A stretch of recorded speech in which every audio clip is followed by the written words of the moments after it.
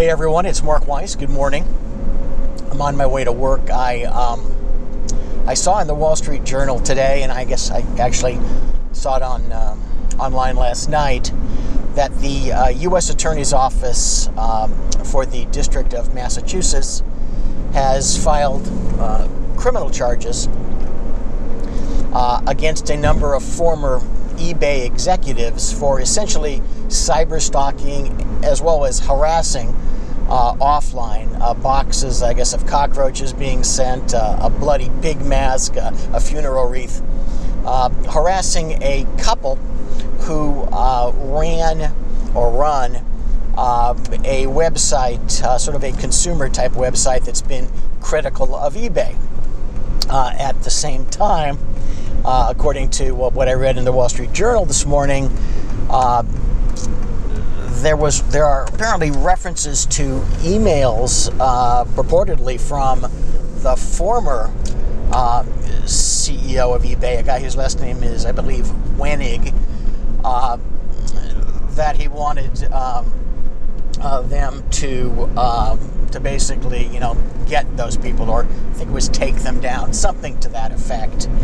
And apparently there's other email evidence as well, which gets to the point. Now, we're all concerned these days about cybersecurity. How do we prevent somebody from getting in to our electronic systems where so much data is kept?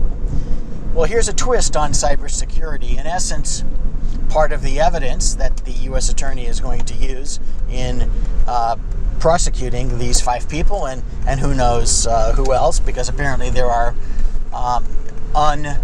unindicted or uncharged individuals who are described, and one of those descriptions might apply to Mr. Wenig. It's unclear.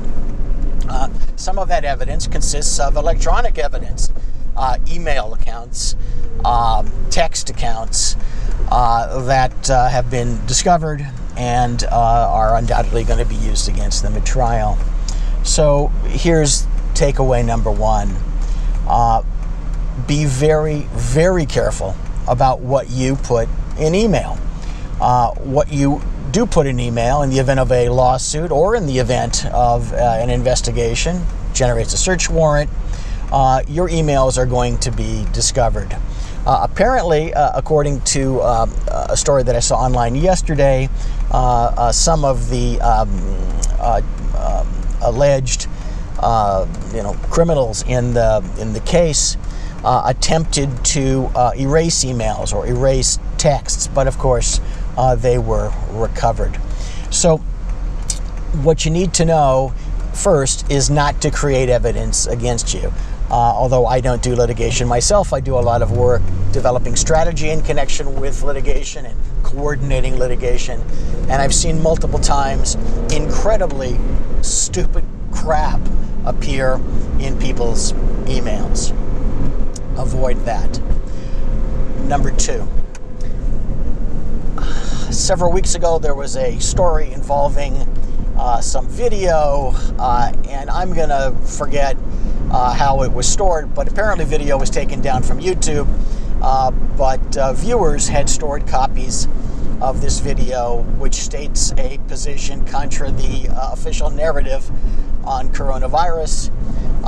People had downloaded copies and stored them on, it was either Google Drive or another one of these free storage services, only to later discover that the company that hosts the quote free service had apparently crawled through their storage and deleted their copies. So we know then that these providers of free services aren't actually providing anything for free. What they're giving you is the usage of some service, whether it's email, whether it's storage, for them basically to data mine for their advertising, or in this case, for their Orwellian control purposes. So I'm not so much warning you that Google, for example, might snoop through your drive and delete some video that has a counter narrative. What I'm saying is that the documents that you believe are safe on those hosting services are not safe. Whether they are discovered and turned over to law enforcement in the event of an investigation, whether they are turned over through discovery in a civil lawsuit, remains to be seen. But you cannot consider those documents, those whatever they are, stored on those services as safe. And last, let's talk about free email, because it's the same thing. When you're using Gmail or Hotmail or any of those services for your communications, you must assume these days that information is not ultimately secure. It may, for purposes, say, of communicating with counsel, which I think is a bad idea using Gmail to do that, it may still preserve attorney-client privilege, but it is not going to preserve your secrecy.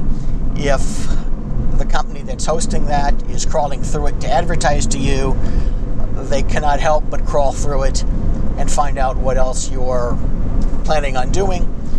Even if that planning is completely legal, it's just not secure. These are common tips. I don't think many people think about them, but I want you to think about them. People spend billions of dollars protecting cybersecurity. Why don't you spend a few bucks not breaching your own?